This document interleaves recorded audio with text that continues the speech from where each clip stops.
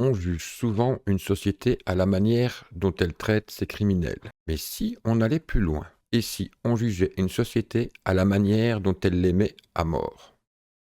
Bonjour à tous et bienvenue sur Champizone. Aujourd'hui, nous allons faire un petit voyage entre histoire, barbarie et justice. L'Antiquité. Punir publiquement et instaurer la peur.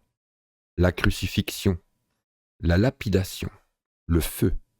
Dans l'Antiquité, l'exécution est un spectacle.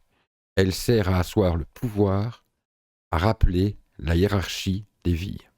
Spartacus et 6000 de ses compagnons crucifiés le long de la voie appienne, un mur de cadavres pour terroriser. Le Moyen Âge, mise à mort comme justice divine.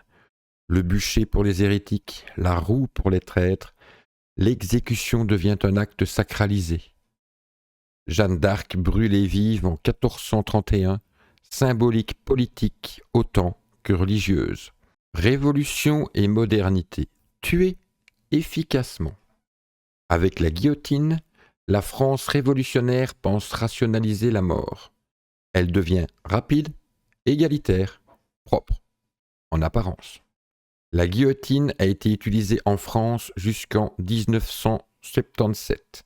Une caméra a filmé clandestinement l'une des dernières exécutions. Et non, je n'ai pas retrouvé les images. J'ai même pas essayé, à vrai dire. Le 20 et 21e siècle. Tuer sans voir. Injection létale, chaise électrique, chambre à gaz. La technologie au service d'une mise à mort supposée sans souffrance. L'injection létale a été conçue par un médecin. Aujourd'hui, certains médicaments manquent car les labos refusent d'être associés à des exécutions. Quand on parle d'éthique dans la mise à mort, à qui pense-t-on vraiment? Aux condamnés ou à notre propre confort moral? La mort comme miroir du pouvoir. Chaque méthode d'exécution révèle une idéologie. Spectacle, purgation, science ou oubli.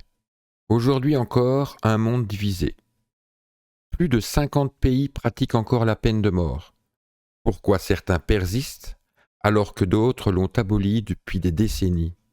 Le Japon prévient les condamnés le matin même, pas la veille. Ils vivent chaque jour comme si c'était le dernier.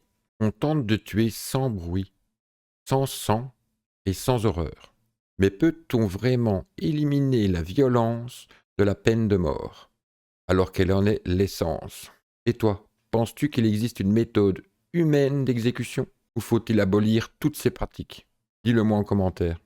N'hésite pas à t'abonner, liker et commenter si cette vidéo t'a plu. À bientôt, c'était Champi.